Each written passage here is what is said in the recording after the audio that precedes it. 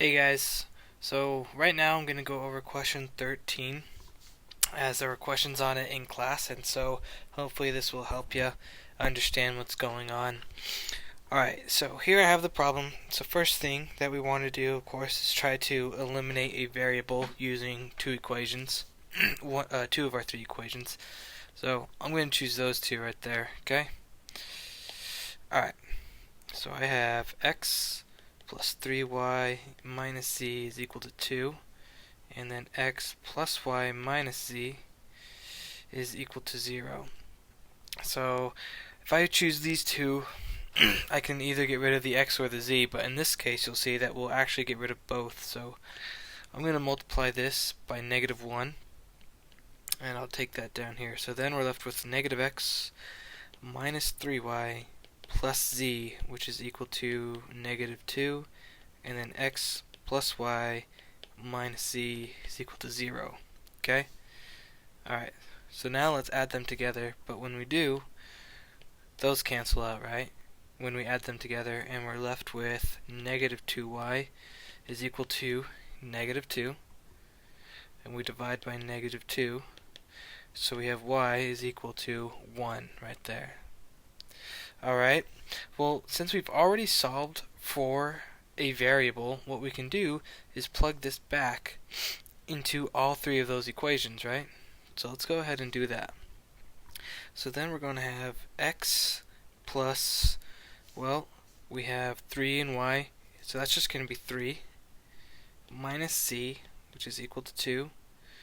Then we have x plus 1 minus c equal to 0, and then we have 3x plus 2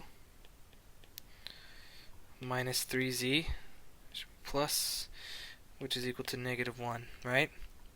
So let's simplify that. Let's simplify that because we want to get the constants over there, right? Constants on one side. So we'll be left with x, and if I subtract the 3, there won't be a 3 over there, which is equal to negative 1. So x minus z is equal to negative 1. Then we have x, and we're going to subtract the 1, so x minus z is equal to, subtract the 1 here, is equal to negative 1. And then we're going to be having 3x, and then we're going to subtract the 2 over there, so minus 3z is equal to negative 3. Now before we go any further, I'm going to divide this by 3. So every term in that equation I'm going to divide by 3. And when I do that, I get rid of these constants, right? So then, now my system looks like this.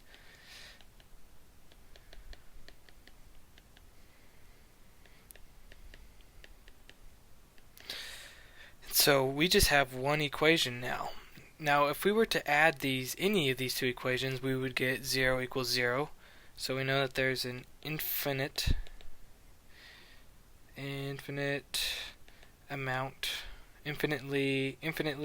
many solutions, right? But the homework on Big Ideas is going to ask you specifically what that means, because we talked about in class that if we have infinitely many solutions, well, that means there's a line of solution. We now have a line instead of a point. So we want to find those lines, right? That's what it's asking for. So let's go ahead. We already know pretty much what our line is, and that is x minus z is equal to negative 1. Now the thing is, with our answers, we want to put these into one variable. So we can solve for x or we can solve for z. So we can have x is equal to z minus 1 if we were to subtract the z from that side, or we would have z is equal to, we would add the z and add the 1, so then z would be equal to, so if we add the z to both sides and then add the 1, we would have x plus 1, like that. So this is our answer in terms of z, and this is our answer in terms of x, right? They're the same line on the xy plane. these are equal to each other.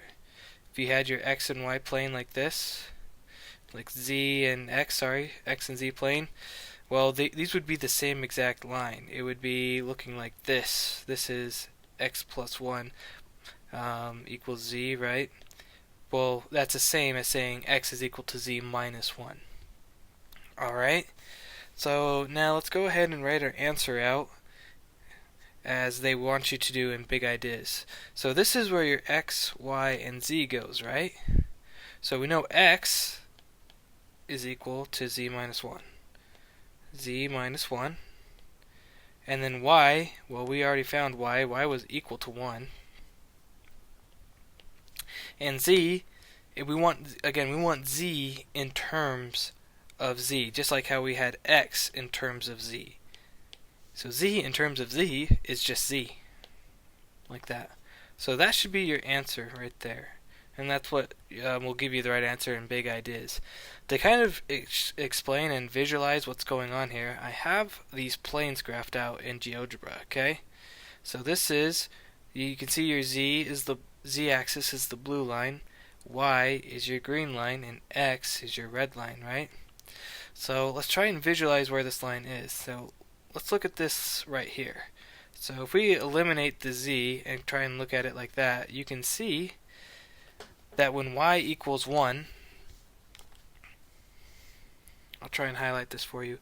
You can see y equals 1 right here, and look at that. You can see where that solution is. Like we said, that the y value is equal to 1. Do you see that? Okay, so now let's try and see it from a different angle though. So let's try and see from the zx axis like this. So eliminate the y-axis, and you can see the line right there. Remember we said that our line was equal to x is equal to z minus 1, or that x is equal to z plus 1. However we had it, I can't quite remember. But you can see the line right there. It's a linear line, right? With a intercept of 1 like that, with a slope of 1 as well. So hopefully that helps you visualize what your solution looks like. Okay, so that completes question 13. So hopefully that answers any questions that you have. Feel free to use this work as you do your homework. So I'll also be doing number 16 in another video.